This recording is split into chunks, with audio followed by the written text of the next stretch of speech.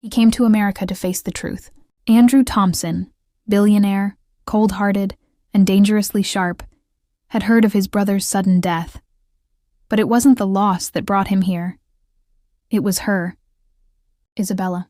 The girl with emerald green eyes, the woman who now owned every inch of Adam Thompson's billion-dollar empire. Andrew had never met her, but her beauty was already a legend, even in London. He didn't believe in coincidences. A young, breathtaking girl inherits everything, and no one questions it? No, he knew something was wrong. That's why he came. Not as a billionaire, but as a nobody. A personal assistant seeking a job in her office. A mask, a lie. Crystal Pine Resort stood tall at the edge of the Colorado mountains, surrounded by thick pine forests and quiet, snowy hills. Built far from the crowded cities, this seven-star hotel was famous for luxury, silence, and secrecy. Tourists came here to escape the world.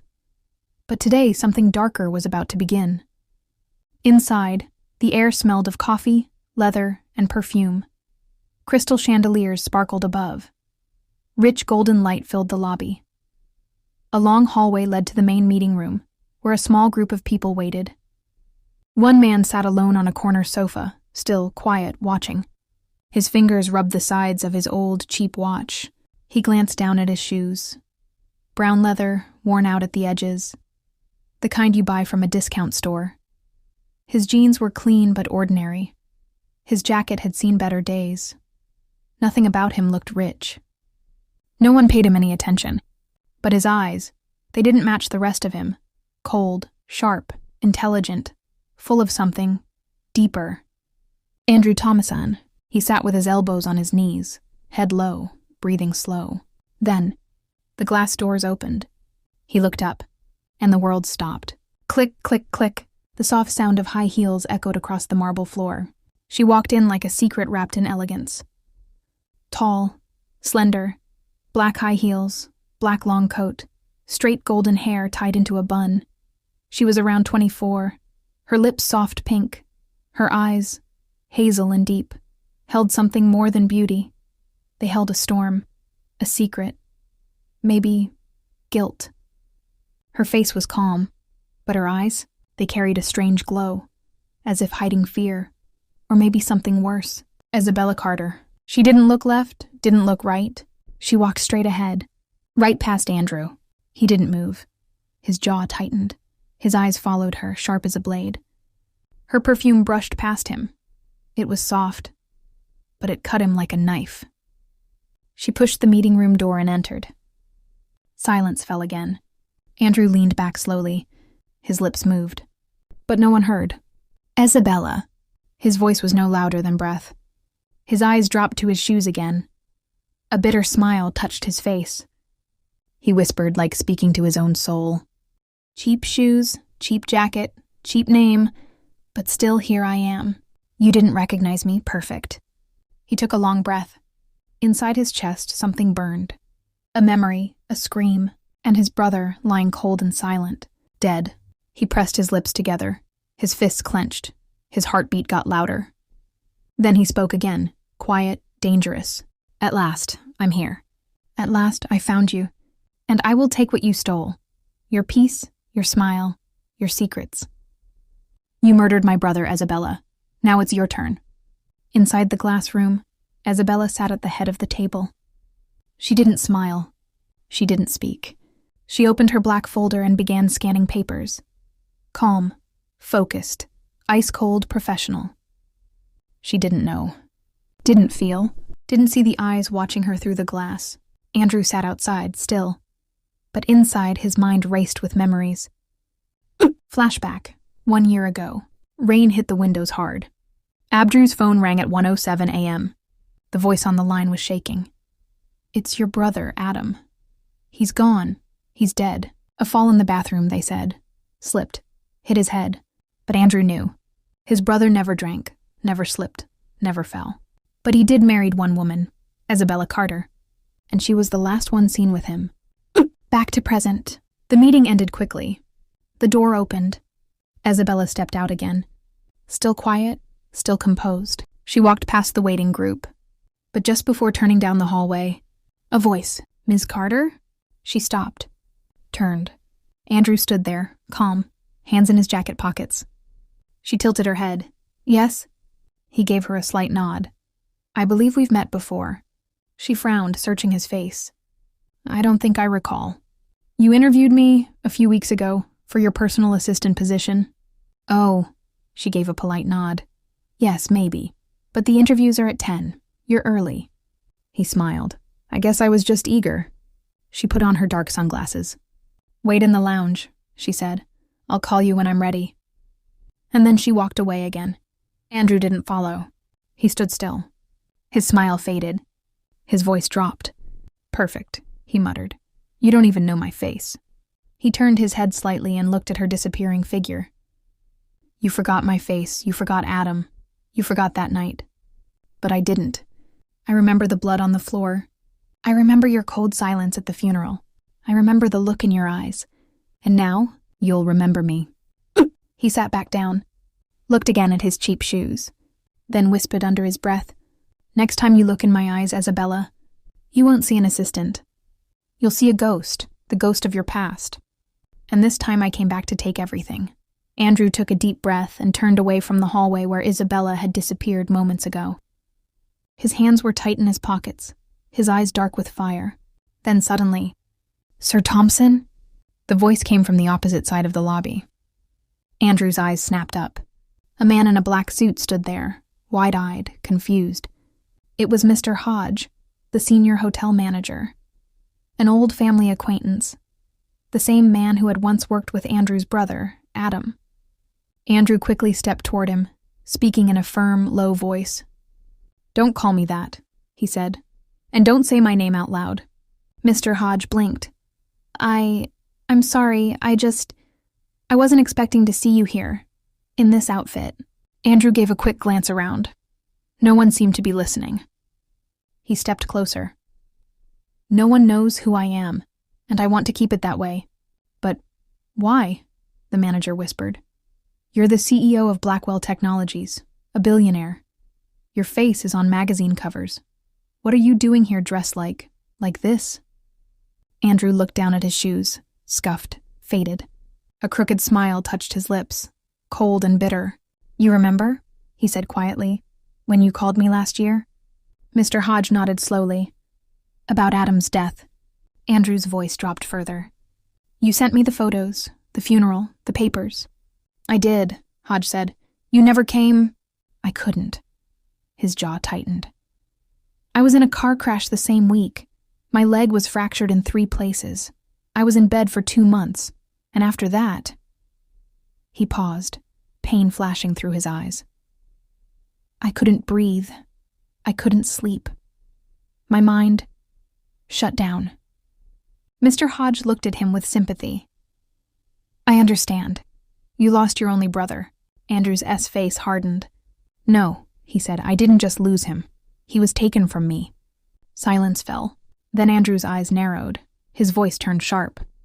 I know he didn't slip and fall. Adam was strong, careful, and he loved life. You think...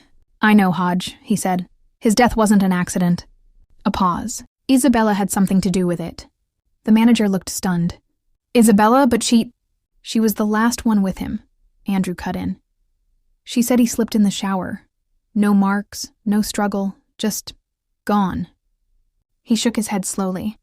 I've studied her, watched her rise, watched her take over his business deals, his friends, his life.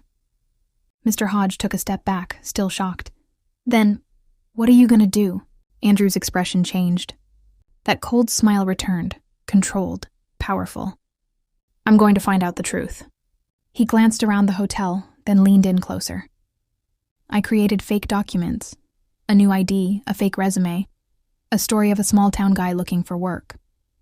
Mr. Hodge's eyes widened. You're serious? I applied for the assistant position Isabella posted last week, Andrew said. And guess what? He paused. She shortlisted me. Mr. Hodge swallowed. She doesn't recognize you? She doesn't, he said. I've changed a lot. My name's different. My face, less polished. And let's not forget, she never cared about me. I was just her brother-in-law. But this is risky. Andrew nodded. Yes, but I don't care. I want to be close to her, see her life, hear her lies. I'll work under her roof, watch her every move. One mistake, and I'll catch it. You really think you'll get the job? Andrew smiled, confident but dark. She's 25, beautiful, smart, but not smarter than me. I'm 29. I've handled billion-dollar companies. I know how to win people. And I know how to win her trust. Mr. Hodge looked away, thinking. But if she finds out who you are... She won't, Andrew said firmly. Not unless you tell her. The manager straightened. I won't, I promise. Good, Andrew replied. Because if this works, I'll know the truth behind Adam's death. I'll know if she loved him or used him. And if she did hurt him, Andrew's eyes turned dark, cold. Then I'll destroy her. Back at the top floor, Isabella sat in her office flipping through resumes. Her eyes paused at one. A man named Ray Donovan. Clean background. Small town. Desperate for work. She tapped her pen on the folder. Something about him, but she didn't know. Didn't know that behind that name was a man from her past. Watching, waiting, ready to enter her life, ready to burn it all down. The sky was painted in orange and rose gold. The sun had begun to dip behind the snowy mountains of Aspen. Cold breeze moved softly through the trees as shadows grew long around the Crystal Pine Resort, standing tall like a silent castle in the wild. It was the hour of calm, the moment between day and night. From the glass doors of the Grand Hotel, Isabella Carter stepped out. She was a vision of beauty wrapped in black, sleek black dress, black heels that tapped against the stone pavement, and a leather handbag in hand. Her golden hair was tied neatly, and her face, though stunning, was unreadable. Her eyes held a certain darkness, a hidden storm. Without a word, she walked toward her black SUV parked near the entrance. She opened the door, settled in the back seat, and gave a soft nod to her driver, Carl. Just as the engine started, her gaze flicked toward the far end of the parking area. A man stood there, alone, wearing a faded jacket and jeans. He looked confused, leaning over the hood of his car, lifting it, checking something, then walking around it again. Isabella narrowed her eyes. Carl, she said softly. Yes, ma'am. That man, she pointed. Carl followed her gaze. The one near the red car. Yes, she replied. Isn't he the same guy who came for the assistant interview today? Carl blinked. Could be. What about him? He seems troubled, she said. Her voice was calm but curious. Go and check. See if he needs help. If we can assist, we should. Carl gave a small nod and stepped out. Andrew watched the driver approaching and suppressed a smile. It worked. His broken car trick was paying off already. He stood straighter, wiping imaginary sweat off his brow, playing the part of the helpless newcomer. Hello? Carl said. Having car trouble? Andrew looked up and gave a polite, almost embarrassed smile. Yeah, it just stopped. I think something's wrong with the battery, or maybe it's the engine. I don't really know much about cars. Should I call someone? Carl asked. I mean, Andrew scratched the back of his head. I just moved to this city a week ago. I have no idea where to go, who to call. Carl studied him. You from out of state? Yeah, small town, renting a place nearby. Budget's tight, so I can't really afford a towing service. Carl thought for a second, then looked over his shoulder. My boss wants to help. Andrew blinked. Your boss? Carl pointed to the black SUV behind him. Ms. Isabella Carter. Andrew looked, pretending to be surprised. Oh, I didn't expect... Carl stepped back. She said if you live nearby, she can offer you a ride. Andrew hesitated, then nodded slowly. Well, my place isn't far. Just past Ridge Street. Some apartments near the older shops. Carl opened the car door. Come on then. She's waiting. Andrew stepped into the back seat quietly. He was now only inches away from her. Isabella didn't speak. She looked straight ahead, her profile calm like a painting. Her fingers rested on her black handbag. Her lips were silent, but her presence filled the space. Andrew stole a quick glance at her. God, she was beautiful. even more than he remembered from the photographs.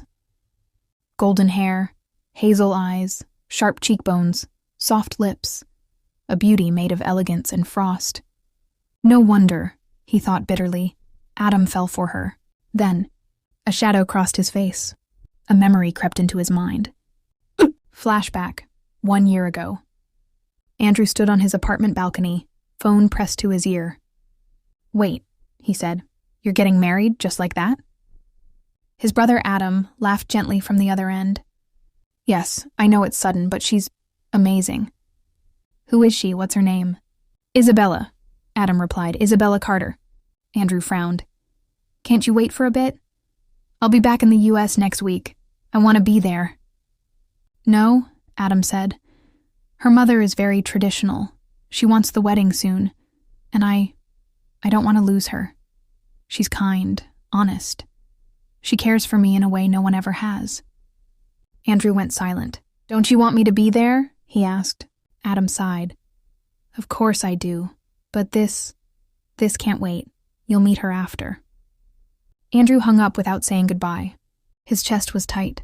"You couldn't wait. For me. For your only brother. You rushed into this for a woman you barely knew." Days later, a message popped on Andrew's phone. Photos of the wedding, Adam and Isabella, smiling, happy. Another message followed. "I made her the legal owner of the Crystal Pine Resort. For her safety, it's our wedding gift."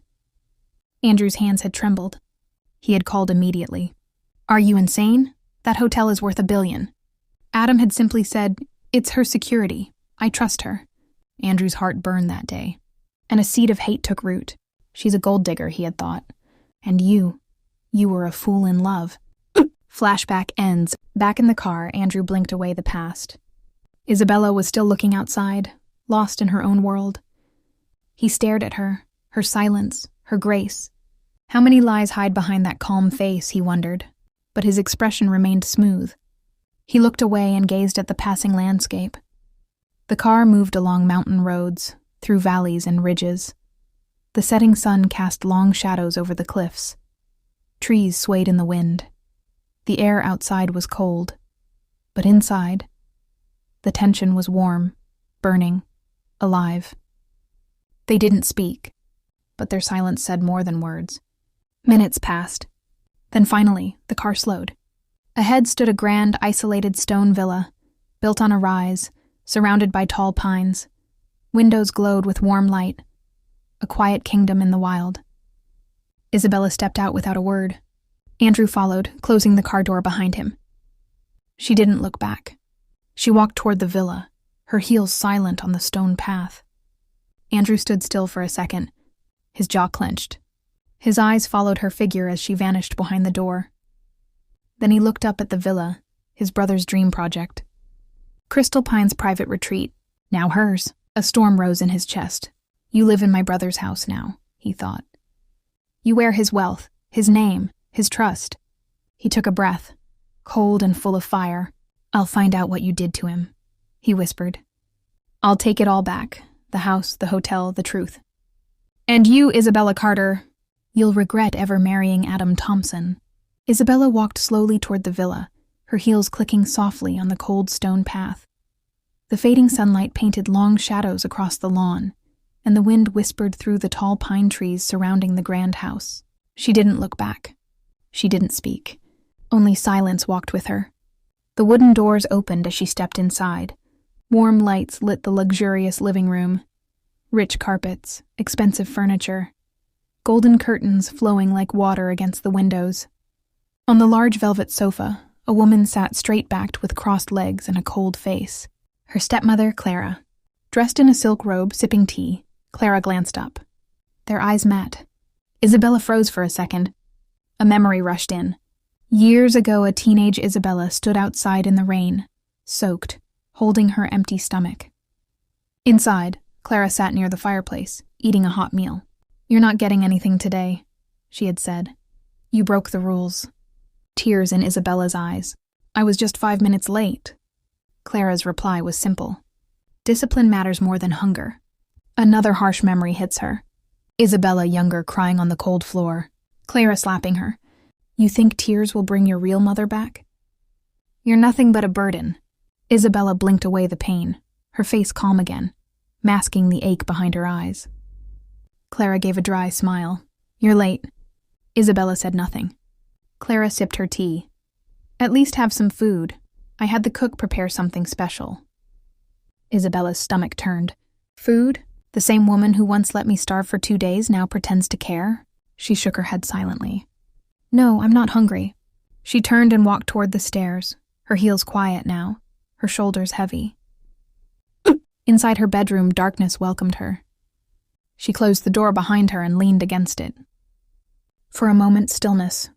Then her eyes fell on the side table. And there he was, Adam, smiling in a silver frame. She walked to it, picked it up gently, and broke. Tears spilled from her eyes. Her hands trembled. She fell to her knees beside the bed, clutching the picture against her chest. The sobs came like a storm, sharp, broken, painful. I don't know how long I can hold on. And she wept. Alone, inside the house where she wore diamonds but carried scars. The sinking sun painted long golden streaks across the lush lawn behind the villa. A wooden chair stood beside a low stone table near the rose bushes. Andrew Thompson sat quietly in it, hands folded on his lap. Folded resume and digits of Ray Donovan tucked inside his jacket pocket. He breathed in the fresh mountain air, cool, crisp, alive. He'd come early. He wanted to be sure he saw her. At last the glass doors slid open. Out she appeared. Isabella Carter. In a pale blue dress that caught the light like silk wings. A soft smile played on her lips, and her golden hair drifted over her shoulders in gentle waves. She held her handbag against her chest, as if it were a precious secret. She paused as if surprised to see him. Then her eyes softened. Recognition, but tempered with caution. Isabella offered a polite nod and walked toward him. Andrew bowed his head slightly. I owe you an apology. You left the office abruptly today. I had hoped to speak with you in private. She sat across from him, leaving space between them. He cleared his throat softly and pulled out an envelope from his jacket. I hope this isn't too forward, but I need a favor, in the interest of my family. Isabella's eyebrows raised slightly. In the back of the hotel, he said, voice steady. There are living quarters for staff. I've been living on a very tight budget these past weeks. My mother and sisters, they need money. He slid the envelope across the table. If you could advance me just 1 month's salary, I'll repay from my next paycheck.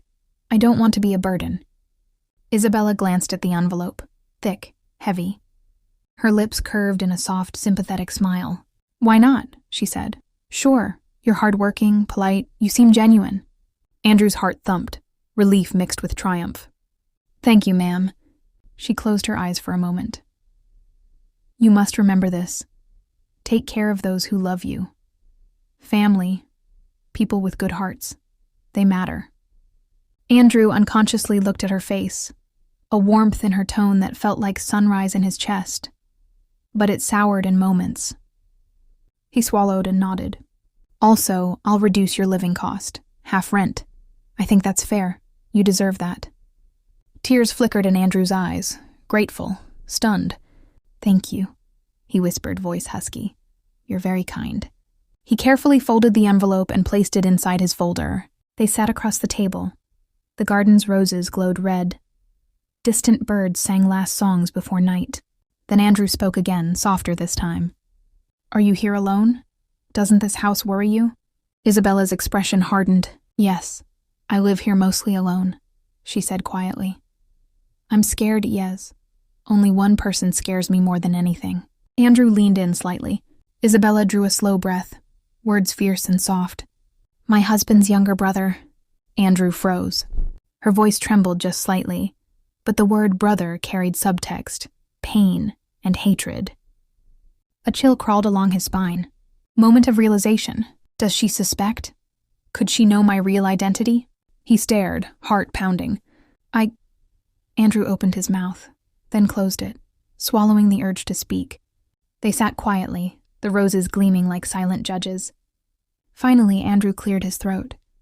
I understand, he managed. Ensure you always feel safe." His voice was calm. Next morning, dawn had not yet fully broken. Mist hovered over the pines. Isabella stepped outside her villa. She wore walking sneakers, a light jacket, and jeans. Her golden hair pulled back, face fresh and natural. She carried a small canvas bag, stepping onto the winding path that led into the forest. Andrew watched from his window across the lawn, binoculars trained on her. He sat quietly, studying her slender figure, the quiet grace of her walk.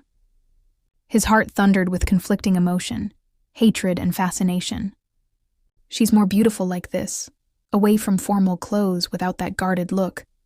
He finally set aside the binoculars and silently slipped out the back door, following her at a respectful distance. Isabella walked on a leaf-strewn trail. Sunlight broke through the trees, illuminating her path. She paused at a tiny wooden bench beside a stream. She sat, closed her eyes, and took a deep breath as the cold morning air filled her lungs. Andrew stepped closer, but remained hidden among the pines. He watched her, heart burning like a candle against the wind. Then he allowed himself a tiny smile, delighted to see her at peace. "I can't do this," he thought. "I must remind myself why I came." He observed her carefully, how she closed her eyes, how one stray hair curled around her flawless cheek, how her lips shaped into a half-smile as she listened to nature's concert. A moment so tender it made his chest ache. He debated stepping forward, speaking, but held back, letting the silence speak instead. Their distance meant nothing. Her soft presence filled his mind. Her whisper, his freeze. Isabella sat on the bench, knees drawn up, staring at the rushing water. She whispered softly to herself, "Maybe I can trust him. Maybe I don't have to be afraid anymore." Her voice was quiet. Just him and nature could hear. Andrew's heart stopped. Trust him, just trust him. He stood up slowly, wanting to give her space yet drawn forward. But then Isabella rose from the bench and turned toward the stream. She placed her hand on a stone, looking toward the sky. A gentle golden glow touched her hair. She took another deep breath, then parted her lips and softly said, "I don't know how long I can hold on, but I choose to trust someone who treats me kindly." Her words felt like a blade plunged into him. For a moment, Andrew stood motionless. Then he shook his head, cold reality returning like a whip to his mind. No, he thought, this can't be. He had come here for vengeance. But seeing her like this, so vulnerable, so real, threatened to crack his resolve. The morning sky was clear. Birds flew high and the sun bathed everything in gold. Isabella Carter stepped out of her grand white mansion. She looked stunning in a soft blue shirt and white jeans. Her heels clicked gently on the stone driveway. A black Cadillac stood ready. She opened the back door and slid into the leather seat. The driver nodded. "Good morning, ma'am." "Let's go. I have meetings today," she replied softly. As the car turned onto the highway, she stared out the window. Her face looked calm, but her eyes carried silence and sadness. Half a mile down the road, a man stood waving his hand. He held a coffee cup and wore a loose shirt and jeans. His shoes were dusty. He looked like a worker. It was Andrew Thompson. The driver slowed the car. Andrew walked over. "Sorry," he said politely. "My car broke down. Can I get a ride? I work at a nearby restaurant." Isabella looked at him for a second, then nodded. "Get in." Andrew sat in the front seat beside the driver. As the car started again, Andrew glanced at Isabella through the mirror. Her hair was tied in a low bun, and she wore light makeup. She looked powerful, but fragile too. This girl took everything from my brother, Andrew thought. This car, this mansion, this hotel. I'll take it all back, soon. But just then, Isabella leaned forward. "Stop the car, please." The driver looked confused. "Here?" "Yes," she said. The car pulled over in front of a small private clinic. The board read, "Dr. Anna Fisher, women's specialist and gynecologist." Andrew's eyes narrowed. "A gynecologist? Why is she coming here?" Isabella stepped out, said, "I won't take long," and walked into the clinic. Andrew sat frozen. His heartbeat raced. My brother died a year ago. Then why is she visiting a gynecologist? Is she pregnant? Whose child is this? His mind burned with questions. After a few moments, he quietly stepped out of the car. He walked slowly toward the clinic, keeping his head low. Then he slipped inside through the back stairs. He saw Isabella at the reception, talking softly. Then she disappeared behind a curtain. Andrew stayed hidden in a corner. 10 minutes passed. She came out, calm and composed. She didn't see him at first. Then her eyes landed on Andrew standing near the exit. She looked surprised. "Oh, I didn't know you came in. Sorry, I'm a little late. Just give me a minute. I need to use the restroom." She smiled, soft and graceful, then walked away. Andrew stood there watching her go. She's always so calm, so kind, even now. He ran a hand through his hair. Then a woman in a white coat came out, the doctor. Andrew stepped forward. "Hi. I hope you don't mind. That lady, I know her from years ago. She doesn't talk much. Is everything okay with her?" The doctor gave him a measured look. "She's fine," she said. "Just a regular checkup, nothing serious." Andrew let out a slow breath. Relief touched his face. "She's a very kind person," he said quietly. "But I don't know. Sometimes I wonder if anyone can be that good." The doctor looked at the restroom door. Then she turned to him. "You don't know what she's been through." Andrew frowned. The doctor continued. "People break after one tragedy. This girl has faced many, and yet she hasn't lost her softness." Andrew said nothing. His eyes darkened. "She's been through painful events," the doctor said, lowering her voice. "More than most women can bear." He stood frozen. For a moment he forgot about his revenge, about his plans. When Isabella returned, they walked out together. She smiled again, but he didn't speak much on the way back. Later that evening, the sun had set. Shadows stretched across the ground. Andrew stood at the window of his room in the staff quarters. He looked outside, deep in thought. Isabella's words echoed in his mind. The doctor's voice replayed. So much pain. Then a knock at his door. It was the hotel's security man. "Sir," he said, "Miss Carter is going to the city tonight. Some business meeting. Won't return until tomorrow morning." Andrew nodded. "Thanks." As the man left, Andrew turned to face the dark room. "Tonight, I'll enter that mansion," he whispered. "I need to know the truth. No more guessing." His eyes burned with questions, and his heart with something he couldn't name. The night was silent. The wind whispered through the trees like a warning. Andrew stepped inside the dark house. Shadows clung to the walls. Every corner was dipped in silence. A cold shiver ran down his spine. He could hear his own heartbeat echoing in the stillness. He moved slowly, carefully. His footsteps were soundless, like a ghost in the night. The house was the same as he remembered, but emptier, sadder. He reached the bedroom door. It creaked faintly as he pushed it open. A beam of moonlight cut across the bed. On the wall beside it hung a photo. A younger Adam, smiling, standing beside a girl, Isabella. But what caught Andrew's eyes was the photo next to it. A child, a boy, his own picture. Anger boiled inside him, his fists clenched. But he had no time for rage. He moved to the wardrobe. His fingers trembled as he opened it. Clothes, shoes. And then, in the corner, a small black diary. He pulled it out gently, as if it could scream. He opened the first page. The handwriting was soft, shaky. The name written was enough to steal his breath. Isabella Carter. He sat down and began to read. Andrew opened the diary. The pages were worn.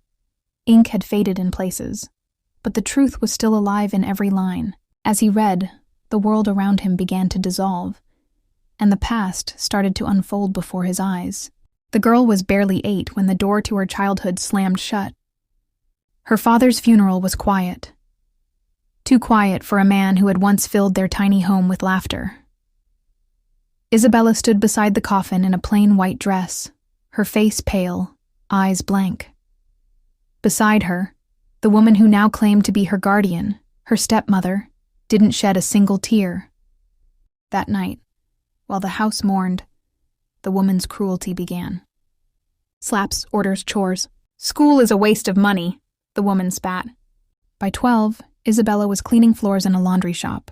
By 14, she was packing boxes in a factory. 2 shifts a day, no breaks, no friends. Her hands blistered, her back ached, but she never cried. Nights passed in silence. Days passed in pain. Her only wish was to escape. Then one day at 23, a glimmer of hope arrived. The receptionist at the Royal Flame Hotel had quit suddenly. Isabella applied. She walked into the hotel lobby wearing her mother's old blazer and the courage of a lifetime. Adam Thompson sat at the desk. He looked up and didn't look away. "You're hired," he said. She blinked. "Sir?" "You're beautiful," he said plainly, "and you look honest."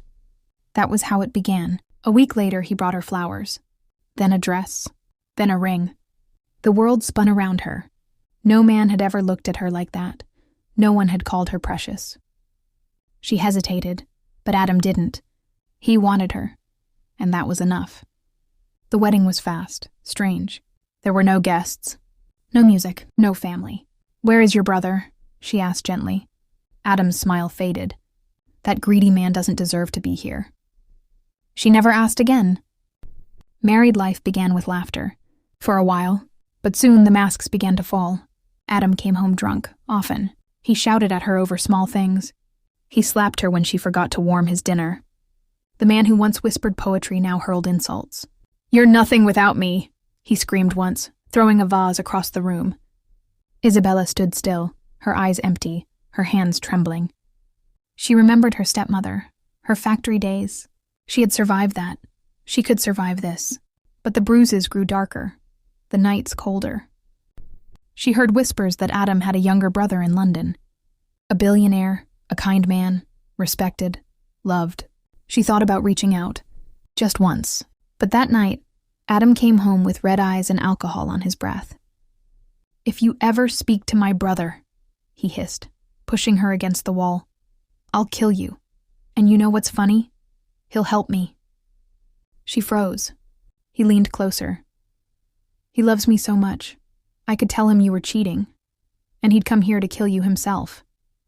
Tears fell down her cheeks. She nodded and stayed silent. Then came the morning she found herself vomiting. She was terrified. Then, she smiled. A child, her child, a second chance at life. She ran to Adam with shaking hands and hopeful eyes, but he was already drunk. "Pregnant?" he slurred. "You were supposed to be at my office party." "I was sick. I was going to close $1 million deal. All you had to do was spend one night with one of my clients." She gasped. He stepped forward. "You ruined it all." Then he pushed her. Hard. Her body crashed against the staircase. Pain exploded in her stomach. She screamed. Blood soaked her dress as she lay at the foot of the stairs. Darkness closed in. Hospital lights flickered above her. Machines beeped. Voices muttered. But the only sound she could hear was the silence where her baby had been. Adam came the next day with roses. "I'm sorry," he whispered. "It was the drink." She said nothing. He kissed her forehead. "We'll try again." She closed her eyes. She returned home with a body stitched but a soul shattered. Then one evening he arrived with 4 friends. All of them drunk. Isabella was in the kitchen when she heard the laughter. Adam called her out. "Wear something sexy," he said. "Our guests want to see you." She refused. He grabbed her wrist. "Don't embarrass me." She fought, screamed. Tears ran down her face as she pushed past him. Adam chased her. Slipped. His head hit the bathroom sink. There was silence. Then blood. Every guest saw it. So did the maids. But no one spoke. Because they were all there for the wrong reasons. They were all guilty of something. No police, no questions. Just a quiet funeral, a quiet grave, and silence. Andrew turned the last page. His breath was ragged, his eyes wide. He placed the diary on the table. His chest rose and fell with heavy breaths. His mind was a storm. The brother he had loved was a monster. The woman he had hated was a survivor. And the silence, all this time, had been guilt. He walked to the window. The hotel lights shimmered in the distance. He remembered the papers. Adam had left the hotel in Isabella's name. She hadn't stolen anything. It was rightfully hers. And the law gave everything to the widow. But Isabella, she hadn't flaunted her wealth. She hadn't changed. She had simply survived. In that moment, the last brick of hatred in Andrew's heart crumbled. What replaced it was love. Later that morning, the sun had barely touched the sky. Andrew walked into the hotel lobby. Isabella was in her office, dressed in black, beautiful as ever. He moved toward her slowly. "Isabella," he whispered. She looked up. Shock spread across her face. I read your diary," he said. Her face paled.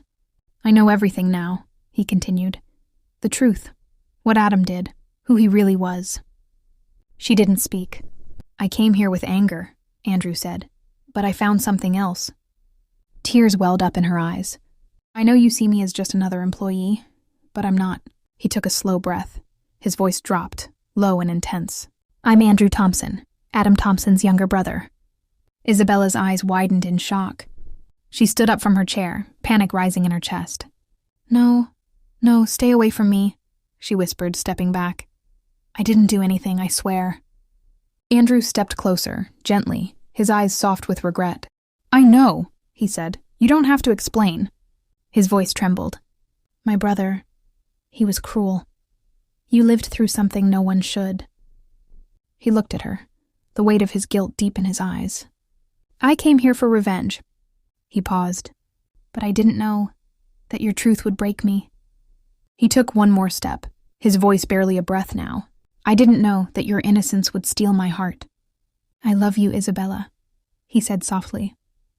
"I love your fight, your pain, your honesty.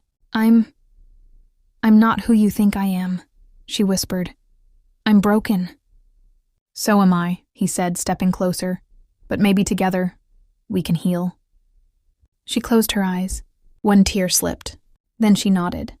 He reached out, gently took her hand. And she didn't pull away. That night, they stood on the rooftop, stars blinking above. Isabella leaned against his chest. Andrew wrapped his arms around her, protectively. The city glowed below. "You were always meant for more," he whispered. "Not pain, not fear, but love." She looked up at him. He kissed her forehead, then her lips. It was slow, gentle, pure, the kind of kiss that stitched broken hearts together. In that moment, the past was buried, not in silence, but in peace. And the future stood before them, bright, whole, and full of love.